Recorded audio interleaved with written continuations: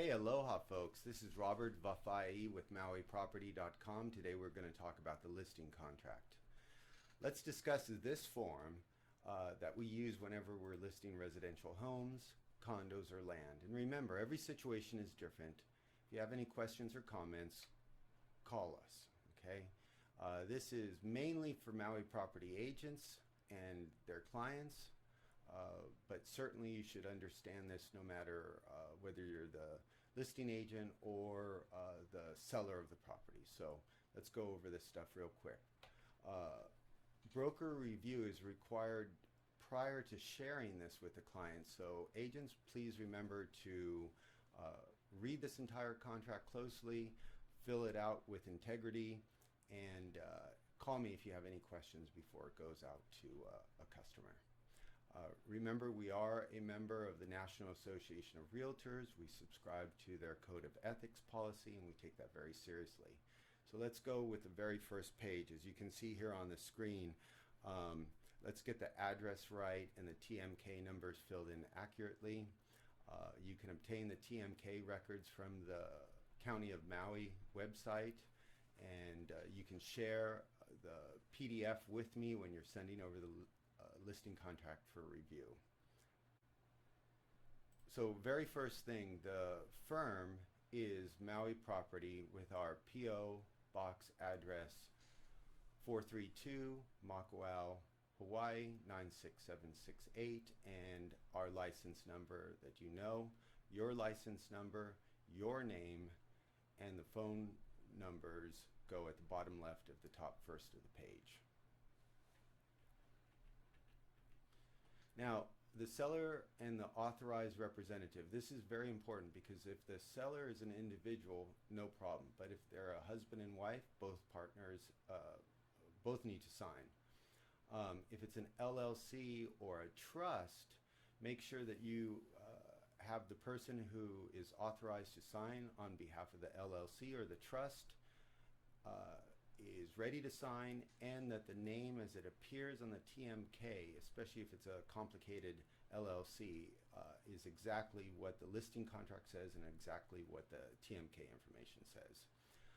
Make sure that you do ask the seller if they have authorization to act on behalf of the LLC or the trust, and eventually they're going to have to produce articles of incorporation if an LLC, or the trust documents if it's a trust.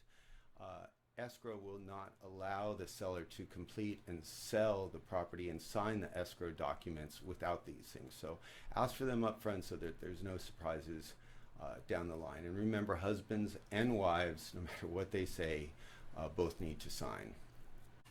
Let's talk about D11.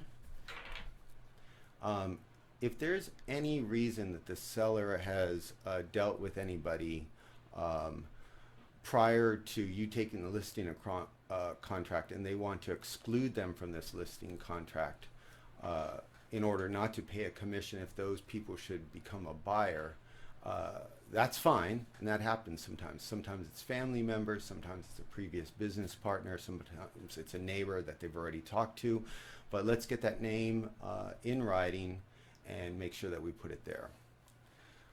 Let's talk about agency really quickly. If you don't know about agency and dual agency, make sure that you read, review it, and really understand this. The general term is if we handle dual agency right, there's no reason for the seller not to agree to dual agency. It's something that we do very common, again, because we are members of the National Association of Realtors and we understand how to handle dual agency and the fiduciary responsibility that we have to both parties. Let's make sure that we do check dual agency, but make sure you have the conversation with the seller of the property in order to specifically explain it and make them feel comfortable. So let's go to A4. And sorry we skipped around here, but that one thing about the exclusion of the specific previous buyer was an important thing to talk about. But let's select in A4 a date that might be a week or two out in order to get all your listing documents and preparation work done in advance. Of course, these dates can be amended as needed. In a very hyperactive market like we have going on right now, a 3-month listing term is really fine. In a slower market or a down market, and the markets do change and the cycles come around full circle. In a slow market, we tend to like to write 6 months to 1 year, probably a little bit more common. Either party may cancel with no less than 30 days notice. This is important because as you spend money and time putting together your marketing package and start preparing that rollout on social media in the MLS, you don't want the seller to cancel in a week after you've listed the contract. So minimum 30 days. In general, provided that you're doing your job and the seller is happy with you, there's no reason for the seller to cancel a listing contract prior to its expiration.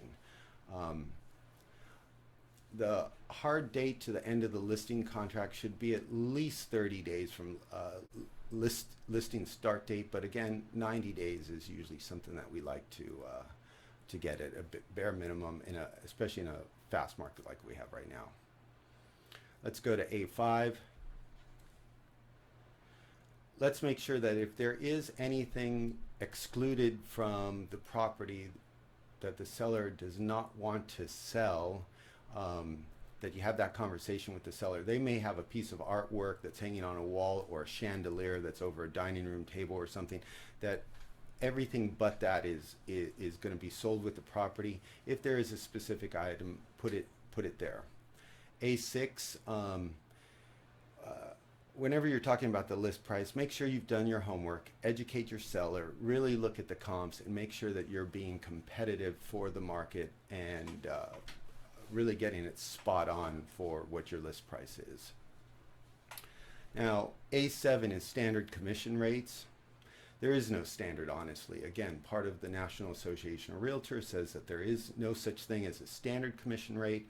What we have found and what is used here in the state of Hawaii is it's 6% for residential, 10% for land. This is not set in stone. It is all negotiable. Usually we split the commission between the selling agent and the buying agent, so just remember that. A8 is the standard protection period at the end of the listing. Usually we like to, if it's a 90-day listing, you like to have a 90-day protection period. The protection period is where you might submit a list of all the buyer's agents and the buyers that you've shown the property to. You just don't want to have the listing cancel, terminate, and then a buyer that you showed it to come back 2 weeks later and put in an offer directly with the seller. That's what that protection period is all about. A9 is the compensation to the cooperating broker. We talked about that a little bit before. In A7, you can fill in 50% in the first blank space. Since we don't actually know what the actual price going under contract will be, I would just put TBD in that second blank space. A10, additional term should be NA, but under certain situations, you might have a lease option to purchase. There might be some seller financing involved. There might be some, especially in a different market than what we have right now. If it's a higher interest rate market, there might be an assumable loan that might be under market of current loan rates. So there might be some assumable financing information you want to put there.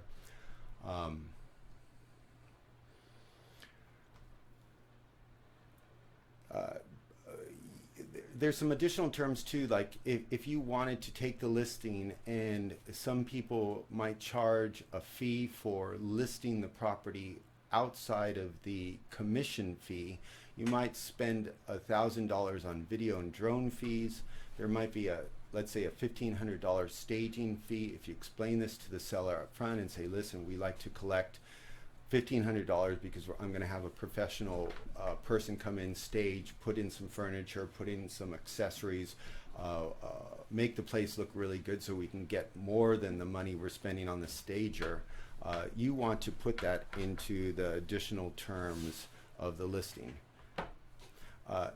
Don't fill out any of this stuff, especially in additional terms or addenda made part of the contract, without discussing it with me first, so that we're all on the same page.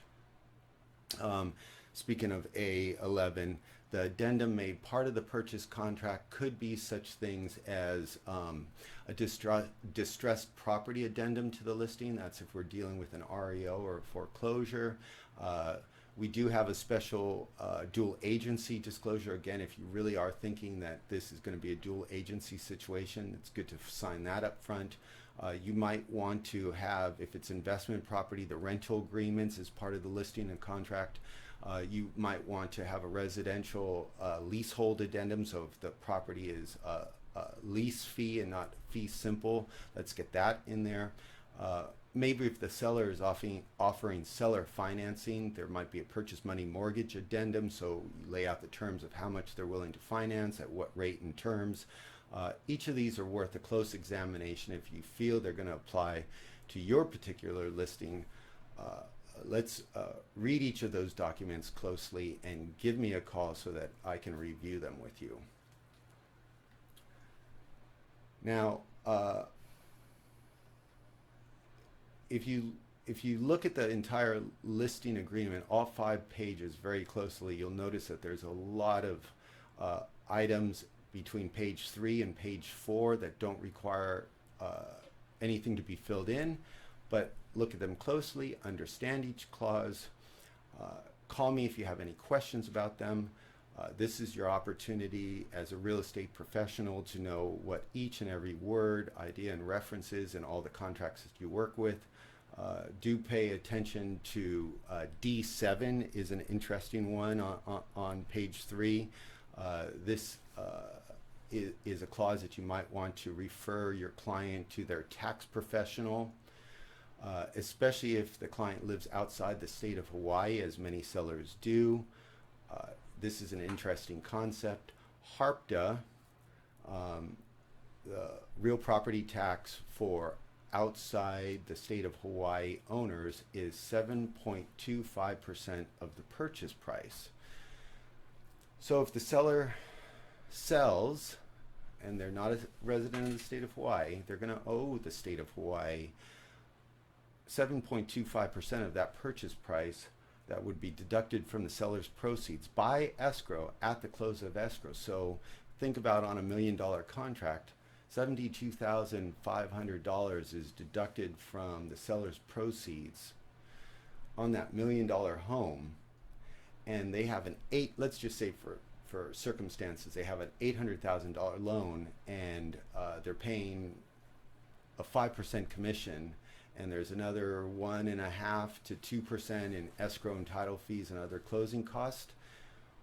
When they're told that they owe that $72,500 and their net income on a $1 million sale is $67,000, and you didn't make them aware of that when you first listed the home, there might be some hard feelings about that. So great time when you're taking the listing to cover each of these topics with them, especially out-of-state sellers. Let's make sure they understand HARPTA and not have that come as a huge surprise to them at the closing. So prior to signing the listing agreement, a really good thing to do is to have your favorite escrow professional prepare a seller's net sheet for you. You can review that with your client before signing the listing. It's going to take into account actual HARPTA, what we just discussed, if it's due, the escrow and title fees. There's a lot of other fees, recording fees and doc prep and stuff like that. So by having a seller's net sheet, you can really drill down to what the true seller's net is, and I would recommend that you do that to best educate your client. Finally, the last page. Let's make sure that you read closely the top of page 5. Only after you get an okay by email to the draft listing agreement from me do you send the listing agreement to your sellers to sign. Um, this is an important bold sentence at the top of page 5. Let's make sure that your sellers understand that. When the sellers sign here and we sign it, then it comes back to me, and you'll notice at the very bottom of the page is the final review by me or the broker in charge with the final signature there, and there you have a complete listing contract. Remember that if there is any addendum that is part of this listing contract that was made part of that on page 2 that we talked about, that should all come back for review with the fully executed listing contract. In closing, thank you very much for reading this and reviewing this, watching this, taking it seriously. And with your signed listing agreement, you are now ready to make your listing live in the MLS and engage in all the fantastic marketing that you're going to do, and you're going to help this seller take this property through contract, escrow and title, all the way to closing. If you have any questions or comments, please feel free to give me a call or email me. Thank you very much. Mahalos and aloha.